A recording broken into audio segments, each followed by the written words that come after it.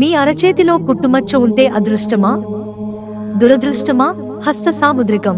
హస్త సాముద్రికం చేతులు, శరీరంలోని ఇతర భాగాలపై హస్త సాముద్రికం గురించి రెండు విభిన్న అభిప్రాయాలను కలిగి ఉంది. నల్ల మచ్చలు ఈ గ్రంథంలో వివరంగా చర్చించబడ్డాయి. కాబట్టి దీని గురించి గ్రంథాలు ఏమి చెబుతున్నాయో తెలుసుకుందాం. చేతిలో బ్లాక్ జాక్ ఉండటం మంచిదా చెడ్డదా? హస్తకళల గ్రంథాల ప్రకారం చేతులు సంపూర్ణంగా శుభ్రంగా మరకలు లేకుండా ఉండాలి. తడిసిన చేతులు గ్రహాలను కలుషితం చేస్తాయి. చేతులపై నల్లటి మచ్చల విషయానికొస్తే ఈ గ్రంథంలో ఇది మచ్చ లేదా మచ్చగా కూడా పరిగణించబడుతుంది. సహజంగానే చేతిలో నల్ల పుట్టు మచ్చ కలిగి ఉండటం శుభపరిణామంగా పరిగణించబడదు. హ్యాండ్ బ్లాక్ హెడ్స్ యొక్క ప్రభావాలు. బ్లాక్ హెడ్స్ ప్రకారం చేతిపై బ్లాక్ హెడ్ ప్రభావం దాని స్థానం, పరిమాణం, రంగుపై ఆధారపడి ఉంటుంది.